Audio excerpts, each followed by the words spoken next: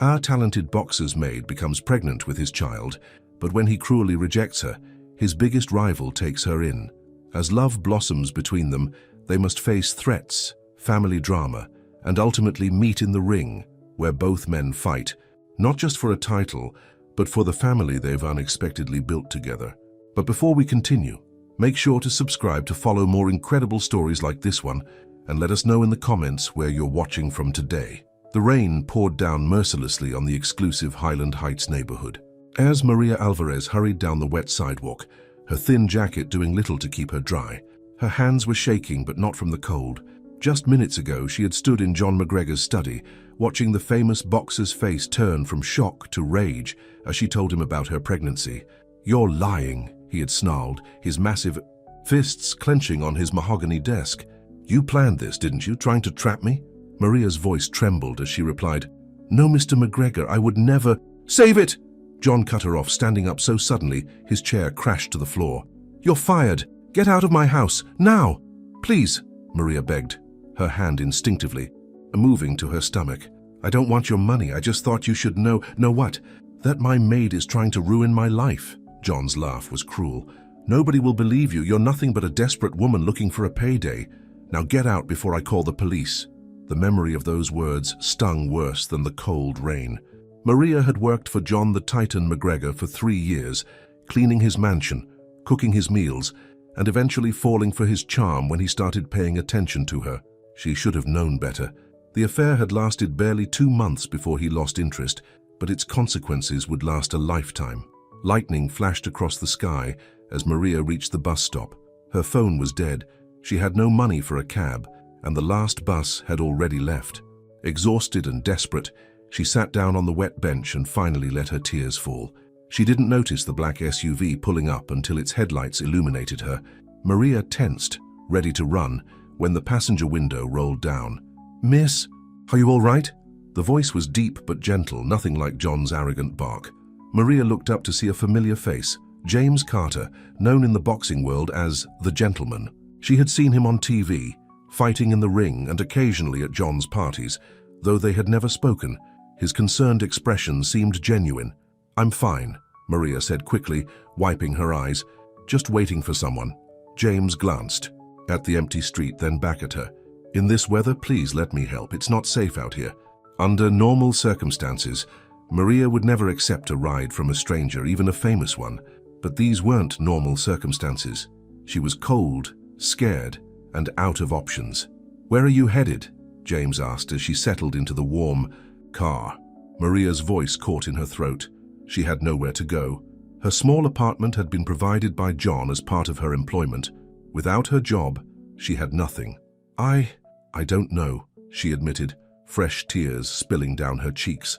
James drove in silence for a moment, then said quietly, "I know it's not my place to ask, but does this have something to do with John McGregor?"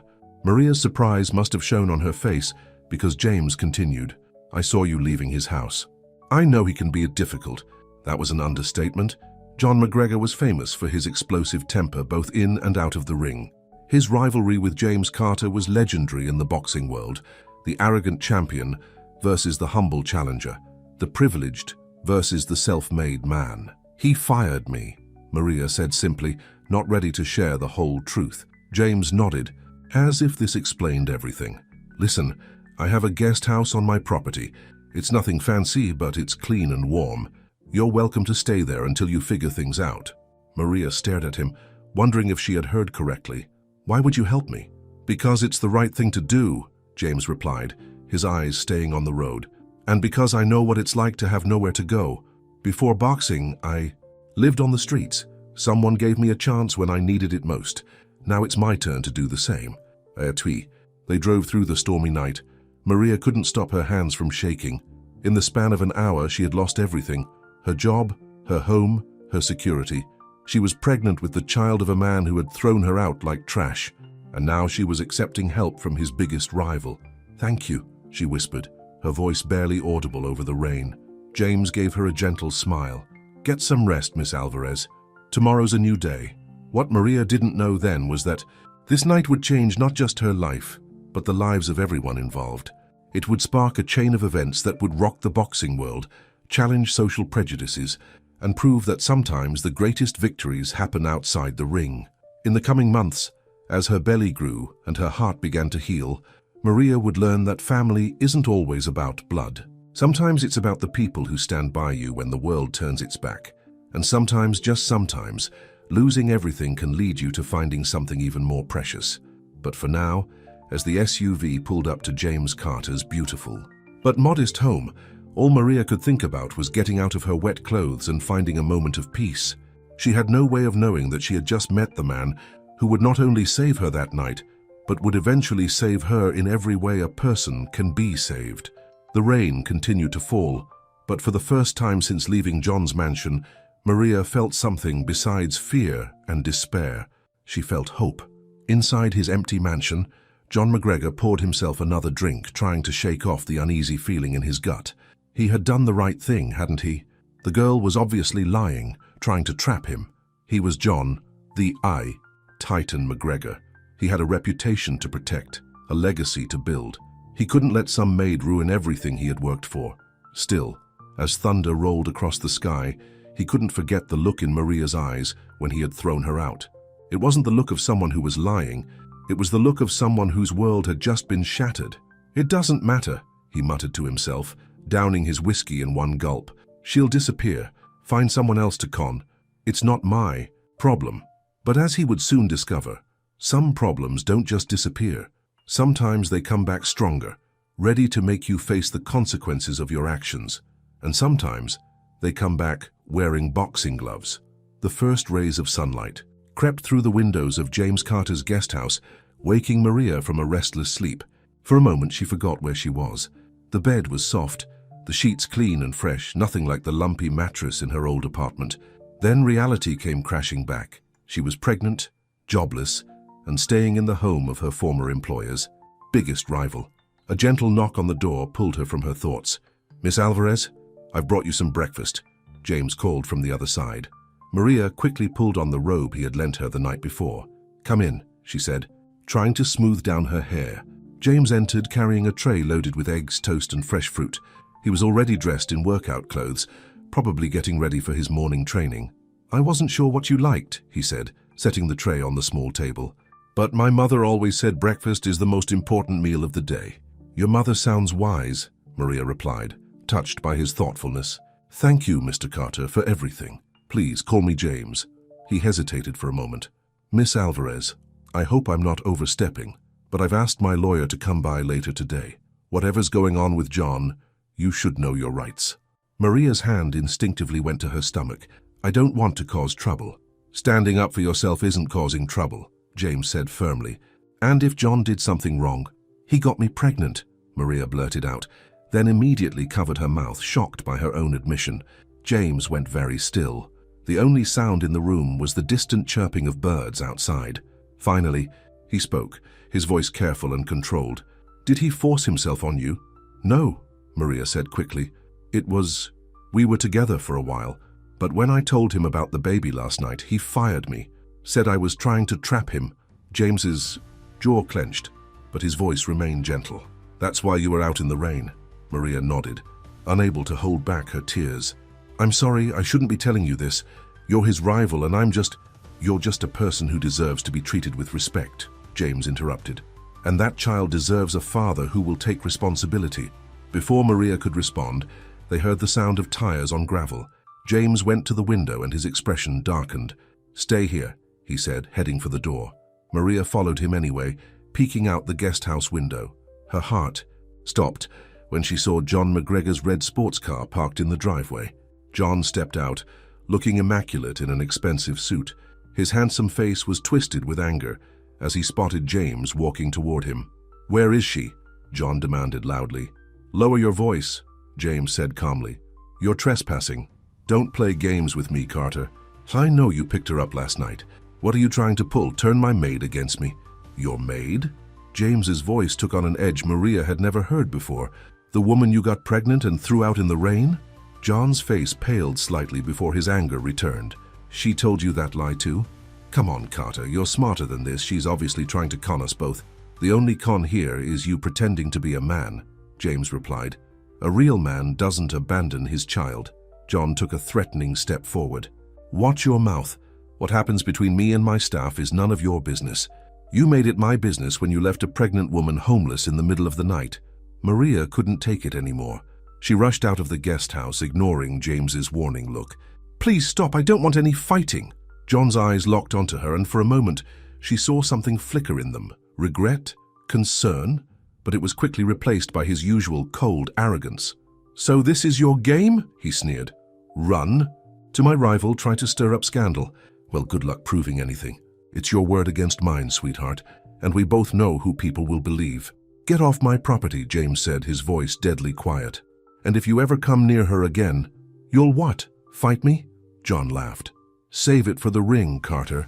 That's the only place you have a chance of touching me. He turned to Maria. As for you, I hope whatever he's paying you is worth it. As John drove away, Maria felt her legs give out. James caught her before she could fall, his strong arms steadying her. I'm so sorry, she whispered. I never meant to bring you into this. Hey, look at me, James said softly. You have nothing to be sorry for. He's the one who should be apologizing. Maria looked up into his kind eyes and felt something stir in her heart. It wasn't love, not yet, but it was trust, and after everything that had happened, that felt like a miracle in itself. What am I going to do? She asked, her voice small.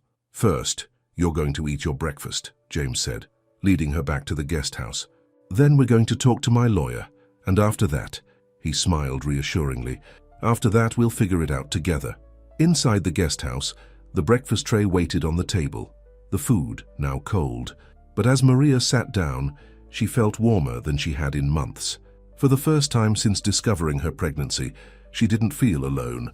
Meanwhile, across town, John McGregor stormed into his gym, his anger radiating off him in waves. His trainer, Eddie, looked up from the boxing ring with concern. Boss? Everything okay? Carter's interfering in my business, John growled, stripping off his suit jacket. Get the gloves, I need to hit something. As John pounded the heavy bag, his mind raced. How dare Carter get involved? How dare Maria run to him? He was John the Titan McGregor. Nobody challenged him, nobody defied him, and nobody, absolutely nobody, made him look weak. I'll show them, he muttered between punches. I'll show them all. But deep down, in a place he rarely acknowledged, a small voice whispered that he was making a terrible mistake. A voice that sounded suspiciously like his late mother's, reminding him that true strength isn't about power or pride.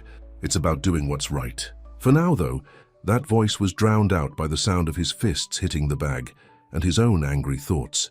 He had a reputation to protect, and he would do whatever it took to keep it intact. What he didn't realize was that, sometimes, protecting your reputation means losing your soul, and sometimes the biggest fights in life have nothing to do with boxing at all. 3 months had passed since that rainy night. Maria sat in James's kitchen watching him make breakfast. It had become their morning routine. He would cook while telling her about his training plans, and she would listen, offering advice about healthy meals she had learned from her grandmother. The morning peace was broken by James's manager, Tony, bursting through the door with a newspaper in his hand. His face was red with anger. Have you seen this? Tony slapped the paper on the counter. The headline read, Boxing Scandal. Carter harbors rival's pregnant ex-maid. Maria's hand flew to her now visible baby bump. James immediately moved to her side, his face hard with anger as he read the article. John's people leaked the story. Tony said, pacing the kitchen, It's all over the sports news. They're painting you as some kind of home wrecker, James, and Maria. He stopped, looking uncomfortable. They're calling me a gold digger, Maria finished quietly, having already seen the cruel comments online. They're saying I'm trying to ruin John's career by staying with his rival. James crumpled the newspaper. I'll handle this. Handle it? Tony exploded. Your reputation is on the line. The boxing commission is asking questions. Sponsors are nervous. You have a title shot coming up in 6 months, and now everyone's talking about your personal life instead of your fighting. Let them talk, James said firmly. I'm not throwing Maria out just because some gossip columnists want a scandal. Maria stood up, her legs shaking. Maybe I should leave. Find my own place. I can't let you risk everything for me. No. James's voice was gentle but firm. You're not going anywhere, not unless you want to. Tony threw up his hands. James, be reasonable. Think about your career. I am thinking about my career, James replied. and about what kind of man I want to be. A champion who turns his back on someone in need isn't a real champion at all. After Tony left, still muttering about damage control, Maria found herself crying in the garden. The roses she had helped plant were starting to bloom, adding spots of color to the spring morning. This place had become her home, and the thought of leaving made her heart ache. James found her there, sitting quietly beside her on the garden bench. "You okay?" "Why are you doing this?" Maria asked. "Tony's right, I'm ruining everything you've worked for." "You're not ruining anything," James said. "And do you want to know why I'm doing this?" He waited until she looked at him. "Because every morning when I come down for breakfast and see you in the kitchen, it feels right. Because watching you tend to these roses makes me happier than winning any fight.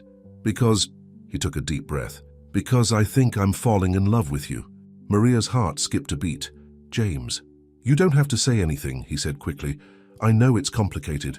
With the baby and John and everything else, I just wanted you to know that you're not a burden. You're a blessing." Before Maria could respond, James's phone rang. It was his sister Lisa, sounding frantic. "Turn on the TV, Channel 7!" James rushed inside with Maria following. On the screen was John McGregor, giving a press conference outside his gym. "These rumors about my relationship with a former employee are greatly exaggerated," John was saying, his media-trained smile in place. "Yes, I had to let Miss Alvarez go due to inappropriate behavior, but I wish her well." As for James Carter, his smile turned cold. "I find it interesting that he would take in my former maid right before our title fight. Makes you wonder what his real motives are." "That snake," James muttered. "Mr. McGregor," a reporter called out, "are you saying the baby isn't yours?" John's smile never wavered. "I'm saying that Miss Alvarez had many male friends during her employment. Draw your own conclusions." Maria felt like she'd been slapped. James turned off the TV, his hands shaking with rage. "He's lying," Maria whispered. There was never anyone else." "I know," James said, pulling her into a hug. "I know." That evening, as Maria prepared dinner, she had insisted on cooking, saying it helped her feel useful. She thought about James's words in the garden. Was she falling in love with him too? The way her heart raced when he was near, how safe she felt in his arms, the joy she felt at making him smile. It all pointed to one answer. But she was carrying another man's child. A man who was now publicly questioning her character, trying to destroy both her reputation and James's. How could she drag James further into this mess? The sound of a car pulling up interrupted her thoughts. Through the kitchen window, she saw Lisa, James's sister, rushing toward the house. From the look on her face, something was wrong. "James!" Lisa burst into the kitchen. "The boxing commission, they're investigating you." "What?" James appeared from his home gym, towel around his neck. "Someone filed a complaint," Lisa explained, catching her breath. "They're saying you're using Maria to psychologically manipulate John before the fight. They're threatening to cancel the title match." Maria felt her knees go weak. This was all her fault. Everything James had worked for was falling apart because of her. But before she could voice these thoughts, James spoke up. "Let them investigate. I have nothing to hide." "James," Maria started, "I can't let you." He crossed the kitchen and took her hands in his. "Stop. Whatever you're thinking, stop. We're in this together now." "But your title shot is just a fight," James finished. "There will be other fights, but there's only one you." Lisa watched this exchange with tears in her eyes. "You really love her, don't you?" "Yeah," James said, not taking his eyes off Maria. "I really do." Outside, the spring evening was turning to dusk, the last rays of sunlight painting the sky in shades of pink and gold. In his massive mansion across town, John McGregor watched. The same sunset, a glass of whiskey in his hand. The press conference had gone perfectly. His PR team had made sure of that. So why did he feel so hollow? On his desk sat an ultrasound picture. One of his private investigators had managed to get a copy from Maria's doctor's office. In the grainy black and white image, he could make out the shape of a tiny face. His child, his blood. "It doesn't matter," he told himself, turning the picture face down. "The only thing that matters is winning." But as he turned away from the window, John couldn't shake the feeling that he was already losing the most important fight of his life. The fight to be a good man. The Boxing Commission's hearing room was packed with reporters and photographers.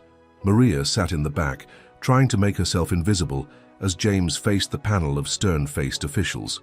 Her baby bump, now 5 months along, made her feel even more conspicuous. "Mr. Carter," the head commissioner began, "you understand why we're here today?" James stood tall in his suit, looking more formal than Maria had ever seen him. "Yes, sir, though I believe these accusations are completely unfounded." "Unfounded?" A younger commissioner leaned forward. "You're housing the pregnant ex-girlfriend of your upcoming opponent. The same opponent you're scheduled to fight for the World Championship in 4 months. You don't see how this could be interpreted as psychological warfare." "The only warfare here," James replied calmly, "is what John McGregor is waging against the mother of his child." Murmurs rippled through the crowd. Cameras flashed. "That's a serious accusation, Mr. Carter," the head commissioner said. "Do you have proof that the child is Mr. McGregor's?" Before James could answer, the hearing room doors burst open. A tall, elegant woman in her 60s strode in, her silver hair perfectly styled and her expensive suit immaculate. Maria heard several people gasp. "I believe I can help with that," the woman announced. James's lawyer jumped to his feet. "I'm sorry, but who are you?" "Eleanor McGregor," the woman replied, causing another wave of murmurs. "John McGregor's mother, and I have something to say." John, who had been sitting silently with his legal team, went pale. "Mother, what are you doing here?" Eleanor ignored him, walking to the center of the room. "I've sat back and watched this circus for too long. My son," she turned to look at John, her disappointment evident, "has not been honest with you, or with himself." "Mrs. McGregor," the head commissioner started, "this is highly irregular." "I was there," Eleanor continued firmly. "The night Maria told John about the baby. I was in the house and I heard everything. I heard my son throw this poor girl out into the rain. I heard him deny his own child." The room erupted in chaos. Reporters started shouting questions. John's lawyers huddled around him, speaking urgently. James stayed perfectly still, his eyes on Maria. "Mother, please." John stood up, his face a mixture of anger and shame. "Don't do this. I raised you better than this, John Michael McGregor." Eleanor's voice cracked with emotion. "Your father would be ashamed of what you've become." The mention of his father seemed to hit John like a physical blow. He sank back into his chair, looking suddenly old and tired. Eleanor turned to the commissioners. "I have here written testimony about what I witnessed that night, along with copies of security camera footage from our house showing Maria's departure in the rain and subsequent text messages between my son and his PR team discussing how to handle the situation." As Eleanor's evidence was presented, Maria felt James's hand slip into hers. She hadn't even noticed him moving to her side. "It's going to be okay," he whispered. 3 hours later, they sat in James's kitchen. The hearing had ended with the Boxing Commission clearing James of any wrongdoing and announcing an investigation into John's conduct instead. The title fight was still on, but now the story had completely changed. "I can't believe his mother did that," Maria said, still in shock. "Eleanor McGregor has always been known for her integrity," James replied, making them both tea. "Unlike her son." The doorbell rang. When James opened it, Eleanor McGregor herself stood there. "May I come in?" she asked politely. "I'd like to speak with Maria." James looked at Maria, who nodded. Eleanor settled gracefully into a kitchen chair, her eyes fixing on Maria's baby bump. "First," Eleanor said, "I want to apologize. I should have spoken up that night. I should have stopped John, helped you somehow, but I was—" She paused, choosing her words carefully. "I was a coward. I told myself it wasn't my business that John would come to his senses. I was wrong. Why did you help us now?" Maria asked. Softly, "Because I couldn't bear it anymore," Eleanor replied. "Watching my son destroy himself with his pride, watching him deny his own child, and then seeing how Mr. Carter here has behaved, showing the kind of honor and decency that I tried to instill in John." She wiped a tear from her cheek. "Sometimes doing the right thing means standing against your own family." "What will John do now?" James asked. "He's angry," Eleanor sighed, "embarrassed. But maybe finally he'll be forced to face his actions. I'm not giving up on him yet." After Eleanor left, promising to stay in touch, Maria went out to the garden. The summer air was heavy with the scent of roses. James found her there, just like he always did. "Penny for your thoughts?" he asked, sitting beside her. "I'm thinking about family," Maria said. "About how sometimes the family you choose is stronger than the family you're born into." James took her hand, placing it over her belly where their future was growing. "Speaking of family, I've been wanting to ask you something." Maria's heart skipped a beat as James slid off the bench onto one knee. "I know this isn't conventional," he said, pulling out a small velvet box. "And I know people will talk, but I love you, Maria Alvarez. I love this baby, whether it's mine by blood or not. And I want to spend the rest of my life proving that love to you both." Tears streamed down Maria's face as James opened the box, revealing a simple but beautiful diamond ring. "Will you marry me?" Before Maria could answer, her phone buzzed. It was a text from Eleanor. "John's been in an accident. He's asking for you." The ring sparkled in the fading sunlight as Maria looked from her phone to James, her heart torn between her future and her past, between the man who loved her and the father of her child. Across town, in a hospital room, John McGregor lay in bed, his car accident finally forcing him to be still, to think about his life and his choices. The painkillers couldn't numb the real pain, the knowledge that he had become everything he had once despised, a coward, a liar, a man who ran from responsibility. "I need to make this right," he whispered to the empty room. "I have to make this right. But sometimes doing the right thing comes too late. And sometimes the choices we make in moments of crisis define us more than all our carefully planned decisions." As night fell over the city, 3 hearts beat with uncertainty. Maria's on the garden bench, James's on his knee, and John's in his hospital bed. The next few hours would change their lives forever, but none of them could know just how. The hospital corridors seemed endless as Maria hurried toward John's room, James's engagement ring still in its box, clutched tightly in her hand. She hadn't given him an answer yet. Couldn't give him an answer until she dealt with this. James had understood, of course.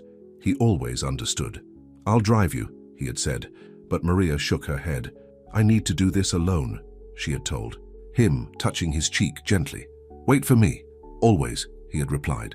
Now, standing outside John's hospital room, Maria took a deep breath. Eleanor was there, looking tired but composed. "How is he?" Maria asked. "Physically?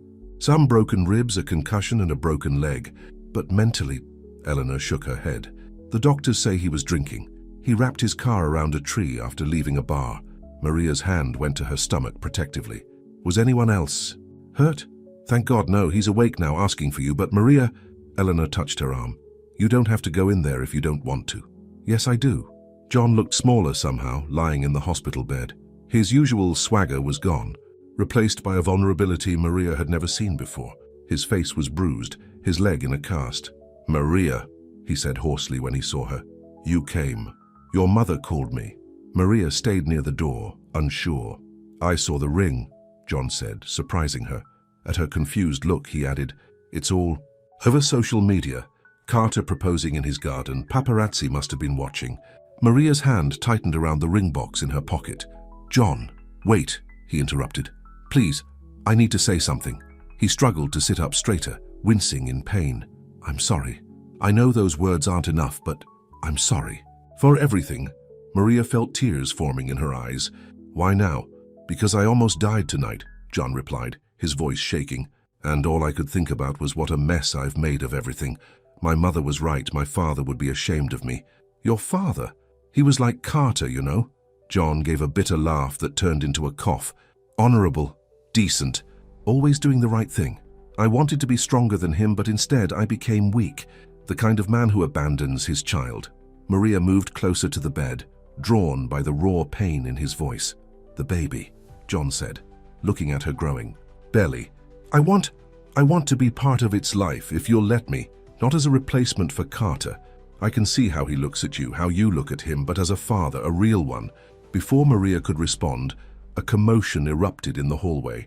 She heard James's voice, angry and urgent. "You can't print that. It's private." Eleanor rushed out to investigate, returning moments later looking grave. "The press has photos of Maria coming to the hospital. They're running stories about a love triangle drama and speculating about the proposal. They're saying Carter's championship fight might be cancelled again," added Tony, who had appeared behind Eleanor. "The publicity is out of control." Maria felt overwhelmed. Everything was spinning out of control. Her private life splashed across the media, 2 men she cared about in pain, a baby on the way, and a decision that would affect all their lives. "I can't do this," she whispered, backing toward the door. "I can't." She ran, ignoring the calls behind her, through the hospital corridors, past the crowd of reporters outside, into the warm night air.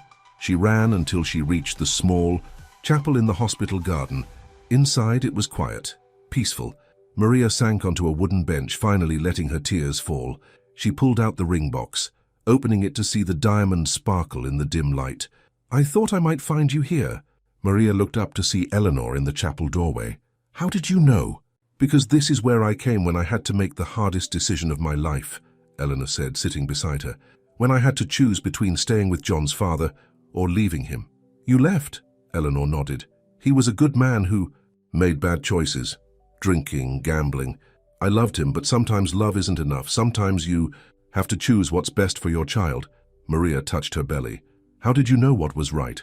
"I listened to my heart," Eleanor replied simply. "Not what others expected, not what seemed easiest, but what I knew deep down was true." She patted Maria's hand. "And now you must do the same." As if on cue, Maria's phone lit up with a text from James. "Whatever you decide, know that I love you, both of you." In that moment, looking at those words, Maria knew what she had to do. Standing up, she squared her shoulders and headed back into the hospital. She found both men waiting anxiously, John in his hospital bed, James in the hallway. Both looked up when they saw her, their faces showing different kinds of love, different kinds of pain. "I've made my decision," Maria said quietly. The summer night pressed against the hospital windows, the world holding its breath as Maria prepared to speak words that would change all their lives forever. In the chapel garden, crickets chirped their evening song, unaware of the drama unfolding. Inside, and somewhere in the city, reporters waited with their cameras and their headlines, ready to turn private pain into public spectacle. But Maria wasn't thinking about any of that. She was thinking about love, not the simple kind that romance novels describe, but the complicated, messy, real kind that forces us to grow, to change, to become better versions of ourselves.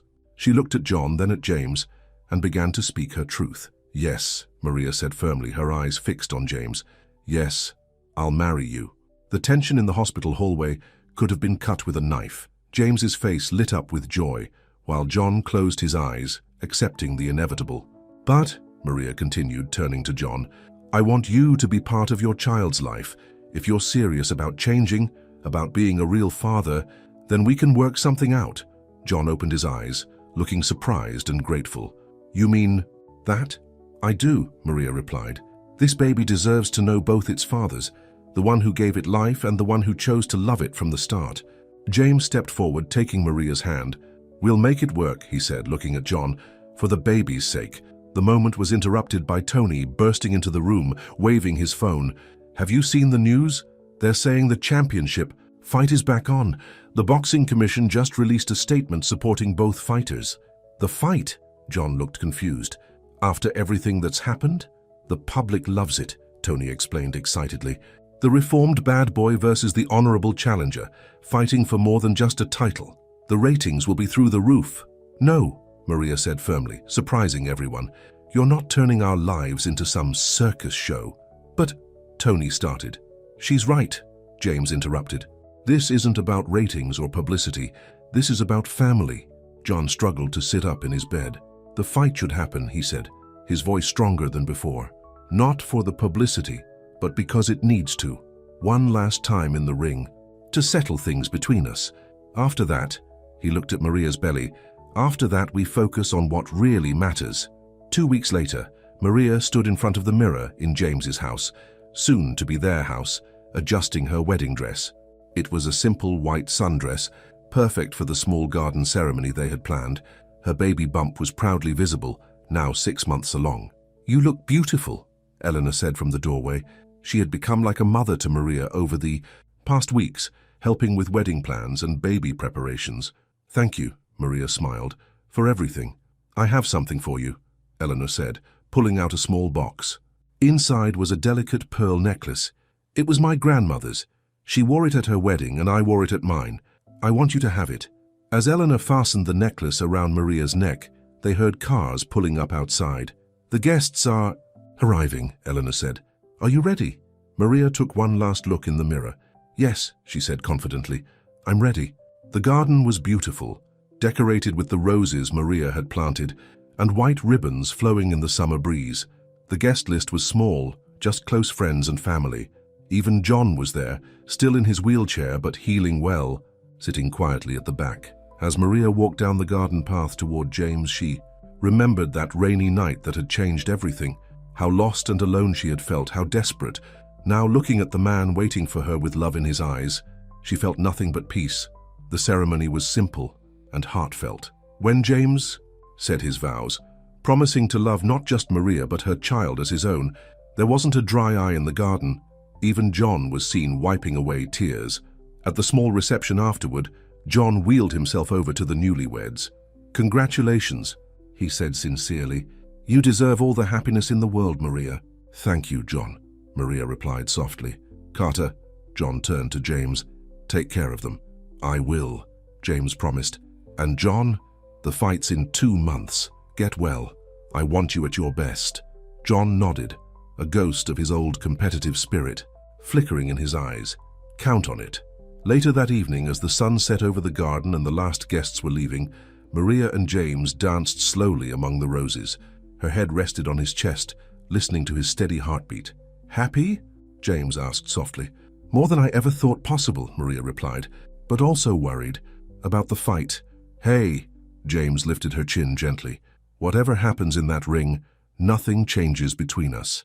This, you, me, our baby, this is what matters." Maria touched her belly, feeling the baby kick as if in agreement. "Our baby," she repeated, loving how those words sounded. Across town in his empty mansion, John sat in his wheelchair looking at old photos. Pictures of his father in the boxing ring, of his mother smiling proudly, of himself as a young boy with dreams of being a champion. "I let you down, Dad," he whispered, "but I'm going to make it right. Not just in the ring, but in life, I promise." The summer night wrapped around the city like a warm blanket, holding all their hopes, fears, and dreams.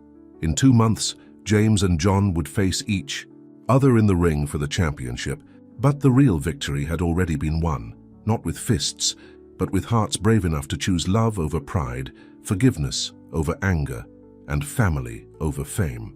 As Maria fell asleep in James's arms that night, she thought about the strange path that had led her here, how sometimes the worst moments in our lives can lead us to our greatest happiness, how family isn't always about blood, but about choice, and how love, real love, can heal even the deepest wounds. The baby kicked again, as if sending its own message of hope for the future, a future that would be complicated, messy, and beautiful, just like life itself. But for now, in this moment, everything was perfect. Meanwhile, in his home gym, James looked at the calendar marked with his training schedule leading up to the big fight. He knew that despite John's apparent change of heart, the man was still a dangerous opponent.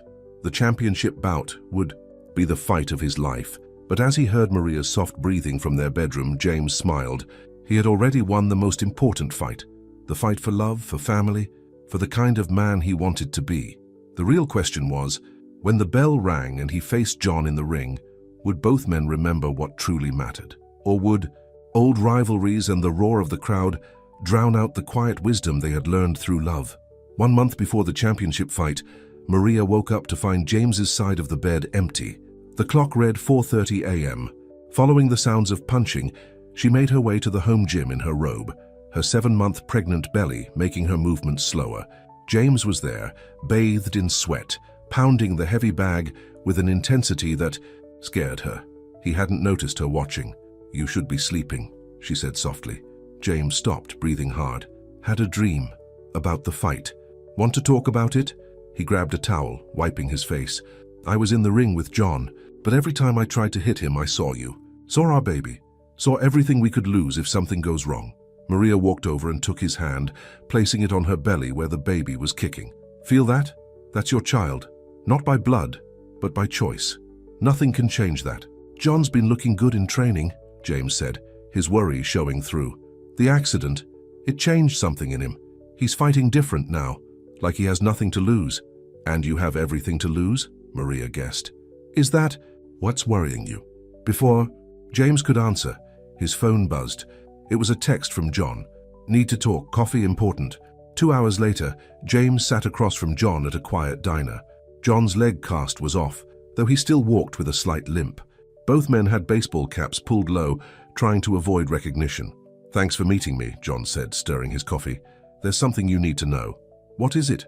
Someone approached my trainer yesterday, offered him money to mess with your water during the fight. Add something to make you sluggish. James felt his blood run cold. What did he say? He told them no, of course. Reported it to the boxing commission. John leaned forward. But that's not all. They threatened him. Said if he didn't play along, they'd make sure he never worked in boxing again. Who are these people? Sports betting syndicate, probably. There's millions riding on this fight. More now with all the publicity about... John gestured vaguely, meaning their situation with Maria. Why are you telling me this? John met his eyes. Because I want to win, Carter. But I want to win fair. After everything, I need to prove something. To myself, to Maria, to our kid. Our kid? James raised an eyebrow. You know what I mean, John said quickly. You're going to be its father. I'm trying to be someone it won't be ashamed of. The conversation was interrupted by breaking news on the diner's TV. Both men looked up to see Maria's face on the screen. The headline read, "Boxer's Bride in Danger." The reporter was saying, sources close to the situation claim that Maria Carter, now 7 months pregnant, has received threatening letters warning her to stay away from the upcoming championship fight. The identity of the sender remains unknown. James was already on his feet, phone in hand, but Maria wasn't answering.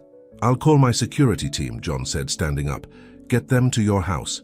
They rushed out together, former rivals now united by a common fear. When they reached James's house, they found police cars already there. Maria was sitting in the kitchen with Eleanor, looking pale but composed. I'm fine, she said as soon as she saw them. Really, the letters were they were stupid threats.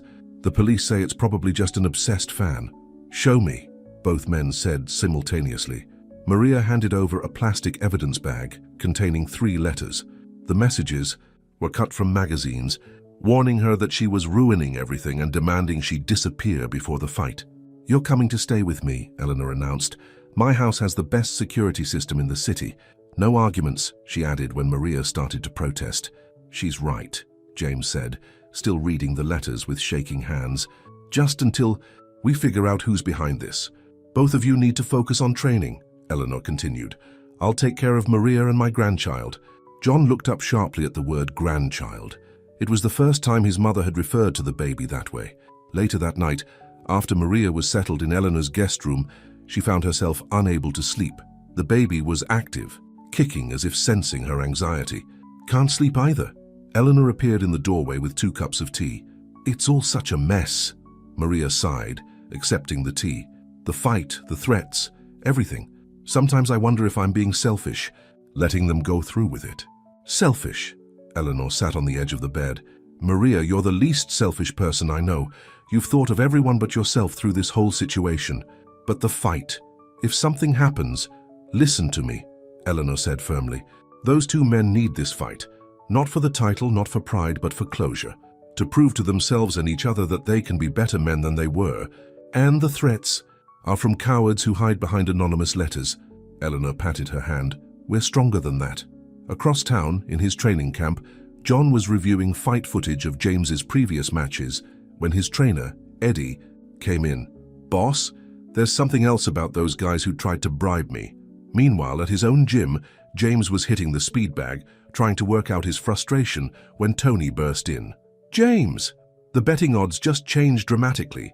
Someone's putting huge money against you. This isn't looking good. The autumn night settled over the city, cool and clear, as 3 households stayed awake, wrestling with their fears. Maria in Eleanor's guest room, one hand on her belly, praying for the safety of both men. James in his suddenly empty home, watching old videos of his first amateur fights, remembering why he fell in love with boxing. And John in his training camp, staring at a sonogram picture of his child while making a decision that would change everything. The championship fight was 4 weeks away, but the real battle, for love, for redemption, for the future, was already underway. And like the gathering storm clouds on the horizon, no one could predict how it would end. In the quiet hours, before dawn, Maria finally drifted off to sleep, dreaming of a future where all of this was behind them, where her child could know both its fathers without fear or conflict, where love truly had conquered all. But sometimes before the light can break through, the darkness must become complete. And the greatest tests of love often come when we least expect them, in ways we never imagined. The storm was coming. The only question was who would be left standing when it passed. 2 weeks before the fight, John McGregor sat in his car outside Eleanor's house, watching Maria through the kitchen window as she helped his mother prepare dinner. His phone buzzed again, another message from the mysterious number that had been threatening him for days. "Pull out of the fight or the girl gets hurt. Final warning." John deleted the message, adding it to the growing list he hadn't told anyone about. He'd been handling the threats alone, not wanting to worry Maria or give James another reason to be distracted. But now, his thoughts were interrupted by a knock on his car window. It was Eddie, his trainer, looking nervous. "Boss, we need to talk. I found out who's behind the betting scandal." Inside Eleanor's house, Maria was showing Eleanor how to make her grandmother's empanadas when James arrived for dinner. It had become their nightly routine, everyone gathering at Eleanor's trying to maintain some normalcy despite the security guards outside and the growing tension in the air. "Any news about the letters?" Maria asked as James kissed her cheek. "Police are still investigating," he replied, but something in his voice made her suspicious. "What aren't you telling me?" James hesitated, then pulled out his phone. "Tony found this online. Someone's been posting personal details about your daily routine when you go to doctor's appointments, which stores you shop at." Maria's hand trembled as she read the posts. "They've been watching me. We're increasing security," James said firmly, "and after dinner we need to talk, all of us. Something's not right about this whole situation." The dinner table was tense despite Eleanor's attempts at light conversation. John kept checking his phone, James seemed lost in thought, and Maria could feel the baby moving restlessly, as if sensing the anxiety in the room. Finally, Eleanor put down her fork. "All right, enough. Whatever's going on, let's hear it." John spoke first. "Eddie found out who's trying to fix the fight. It's Richard Knox." James's head snapped up. "Knox, your old manager, the one I fired. Last year when I caught him skimming from my accounts," John confirmed. "He's working with some big betting syndicate now. They've got millions riding on this fight." The threatening letters, Maria realized. "They're from him?" "Probably," John nodded. "Knox always liked playing mind games. But there's more." He looked at James. "They're not just betting against you, they're betting I won't finish the fight." The room went quiet as the implications sank in. "They want you to take a dive," James said slowly. "After a few rounds, make it look good," John confirmed. "But if I don't," he finally pulled out his phone, showing them the threatening messages he'd been receiving. Maria read them, her face going pale. "John, why didn't you tell us?" "Because I was ashamed," he admitted. "Knox knows all my weaknesses, all my secrets. He knows things that could hurt people I care about." Eleanor reached for her son's hand. "What kind of secrets?" Before John could answer, the sound of breaking glass shattered the moment. Something had been thrown through the dining room window. "Get down!" James shouted, pulling Maria to the floor as John shielded his mother. The object was a brick with a note attached. As security guards rushed in, James retrieved it, reading aloud, "Final chance. Take the dive or she loses everything." Maria clutched her belly protectively as James helped her up. What did they mean, loses everything? John's face had gone ashen. "Knox has proof that I falsified some medical records years ago. If that gets out—" "What medical records?" Eleanor demanded. "Maria's work permit," John whispered. "When I hired her, it wasn't entirely legal. Knox helped arrange it. If he exposes that now, they could deport me," Maria finished, her voice shaking. "Even though I'm married to James now, if they prove fraud—" James's fists clenched. "I won't let that happen. None of us will," Eleanor said firmly. She turned to her son. "John, it's time to come clean about everything." Over the next hour, John revealed the full extent of Knox's corruption, the fraudulent documents, the money laundering, the fixed fights.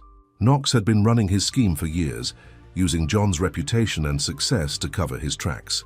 "So what do we do?" Maria asked when he finished. "We fight back," James said, "but not in the ring, not yet." "What do you mean?" "Knox thinks he can control us through fear," James explained, "but he's forgotten something important." "What's that?" John asked. "We're family now," James said simply. "Messed up, complicated, but family, and family protects its own." Later that night, after making plans and calling in favors from trusted friends, Maria stood in Eleanor's garden. The baby was especially active, kicking as if ready to join the fight. "Hey there, little one," she whispered, rubbing her belly. "You've got quite a family waiting for you. 2 fathers who are finally learning to be good men, a grandmother who's stronger than she knows, and a mama who's not going anywhere." I promise."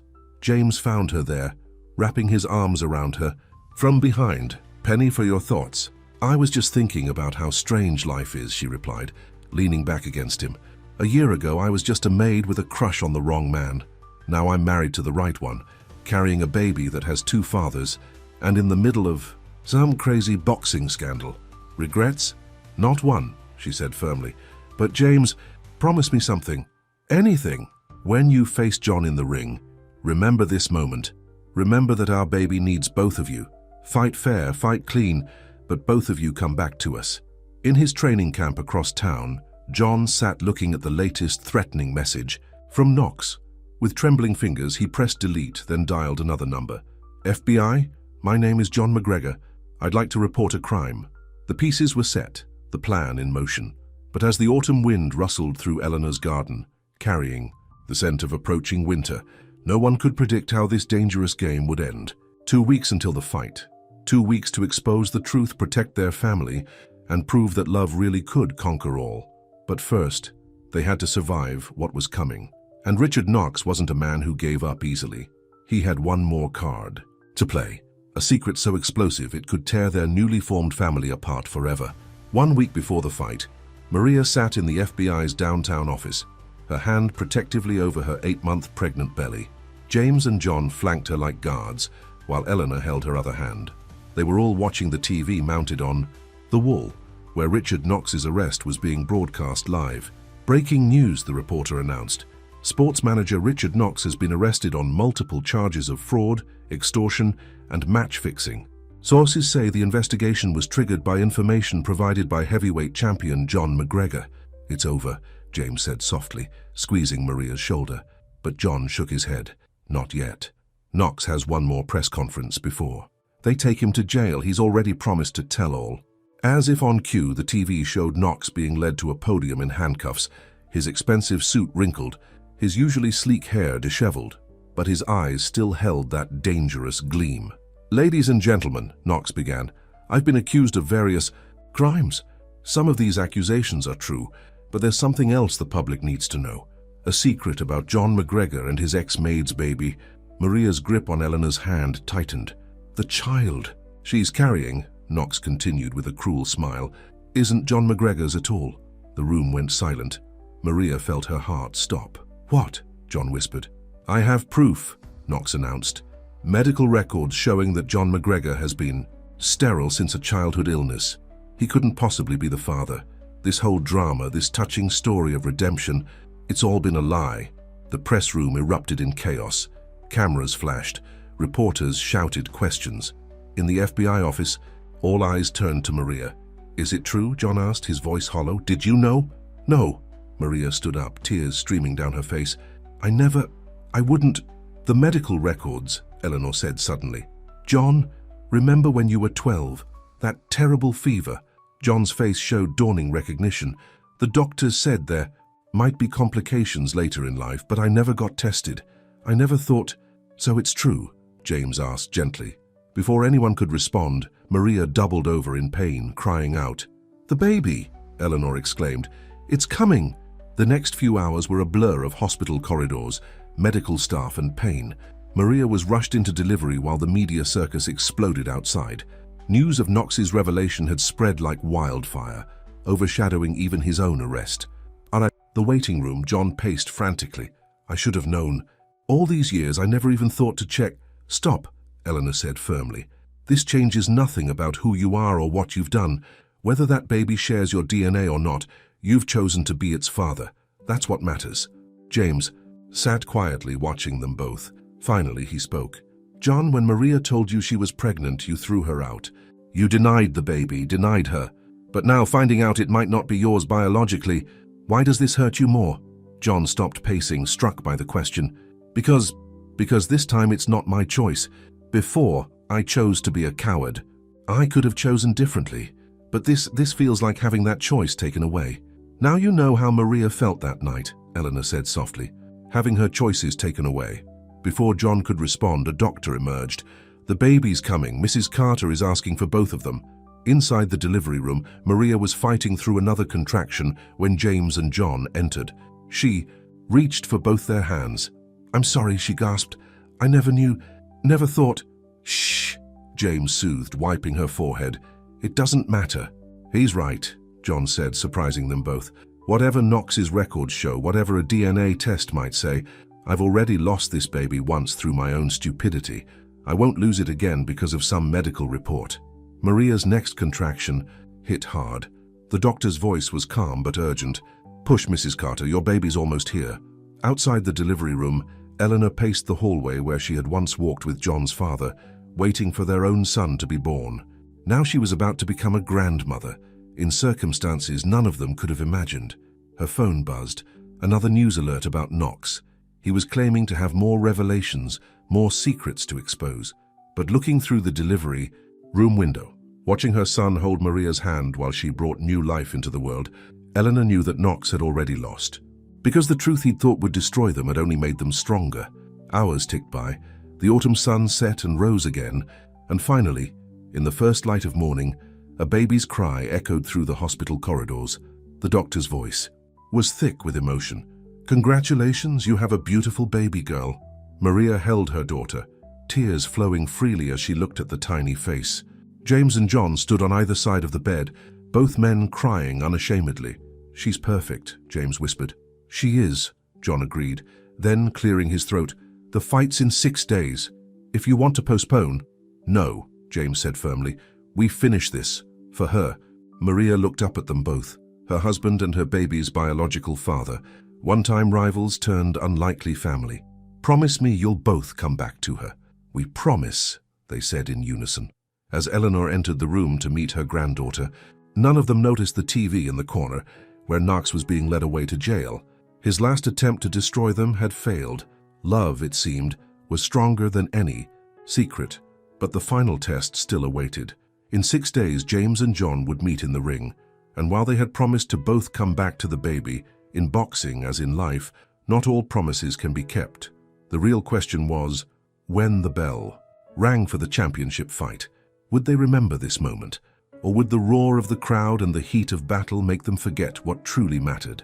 As the baby girl wrapped her tiny hand around John's finger while resting in James's arms, the answer seemed clear. But in 6 days, everything would be on the line.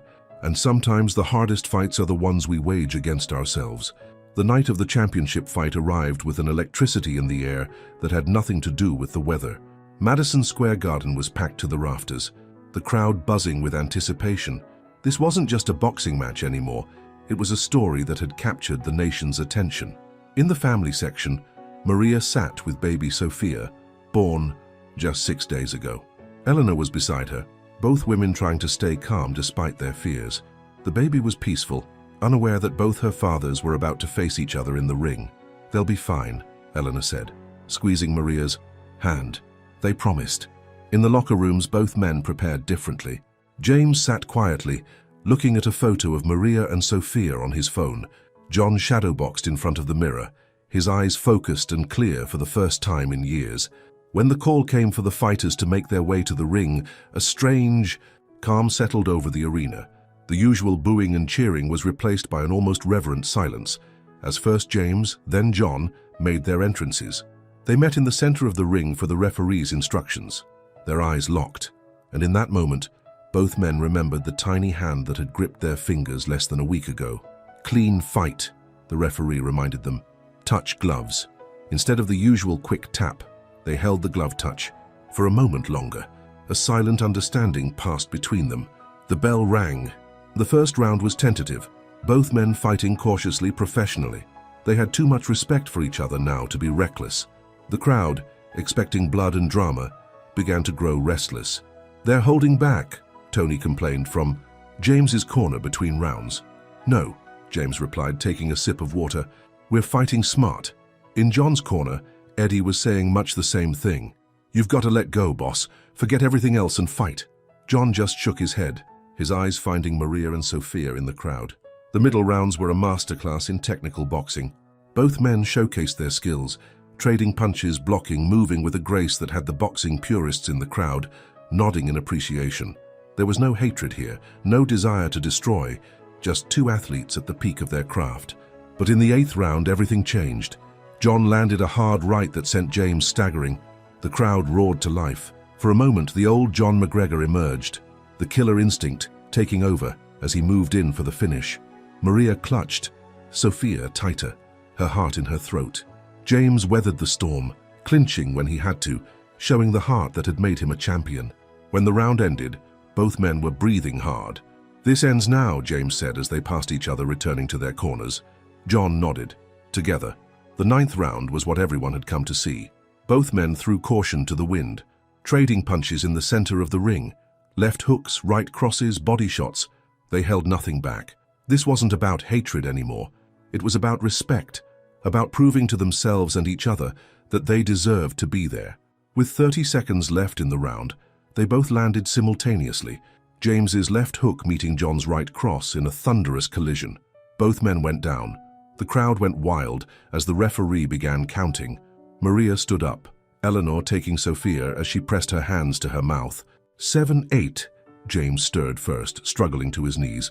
9. John pushed himself up using the ropes for support. Both men made it to their feet at the count of 9.5. The referee looked them over carefully, then let the fight continue just as the bell rang. In the 1-minute break before the final round, both corners tried desperately to revive their fighters. But James and John were looking past their trainers, past the crowd to the family section where Maria sat with their daughter. The bell rang for the 10th and final round. What happened next would be talked about in boxing circles for years to come. Instead of charging at each other, James and John met in the center of the ring and began boxing with a pure, almost beautiful technical precision. Every punch was thrown with perfect form, every defense executed flawlessly. This wasn't a brawl, it was art. With 10 seconds left, they both knew what had to happen. Their eyes met again, and without a word, they began throwing their best punches. James's hook caught John on the jaw, just as John's straight right landed flush on James's chin. For the second time, both men went down. The referee didn't even start counting. The bell rang, ending the fight. The crowd was on its feet, roaring their appreciation for what they had just witnessed. The judges' scorecards were almost an afterthought. James won by a single point, retaining his title. But as the ring announcer read out the decision, something unprecedented happened. John moved to James's corner and raised his rival's hand himself. Then James took his championship belt and held it up between them, both men sharing the moment of victory. Maria made her way to the ring with Sophia, Eleanor helping her up the steps. The baby was passed from James to John, both men battered but beaming with pride. "Now that," John said, touching his daughter's cheek gently, "was worth fighting for." Weeks later, they all gathered in James and Maria's garden. The roses were blooming one last time before winter. Sophia lay in a bassinet, while her two fathers took turns watching over her. The DNA test results lay unopened on the table. They had decided together that it didn't matter. "You know," Eleanor said, bringing out a tray of lemonade, "when I imagined becoming a grandmother, I never pictured anything like this." Maria smiled, watching James and John arguing good-naturedly about whose turn it was to change the baby. "Life never turns out quite like we expect, does it?" "No," Eleanor agreed. "Sometimes it turns out better." The garden was peaceful in the late autumn sunshine. The boxing world had moved on to new dramas, new fights. Richard Knox was serving time for his crimes. And here, in this quiet corner of the world, an unlikely family had found their own kind of happiness. James came over to kiss Maria while John cradled Sophia, both men's faces still showing fading bruises from the fight, but their eyes were clear and bright, full of love for the little girl who had changed everything. "Think she'll want to be a boxer?" John asked, only half joking. "Over my dead body," Maria replied firmly, making them all laugh. As the day wound down and stars began appearing in the darkening sky, Maria thought about that rainy night that seemed so long ago now. How lost and alone she had felt, how impossible happiness had seemed, but love, she had learned, comes in many forms. Sometimes it's gentle, like James's steady devotion. Sometimes it's hard-won, like John's journey to redemption. And sometimes it's unexpected, like Eleanor's fierce grandmother's love. Sophia cooed, in her sleep, reaching out with her tiny hand. Both James and John moved to comfort her, then stopped, sharing a smile. "Together?" James asked. "Together," John agreed. And in that moment, watching these two former rivals now working together to soothe their daughter, Maria knew that sometimes the happy ending isn't about winning or losing.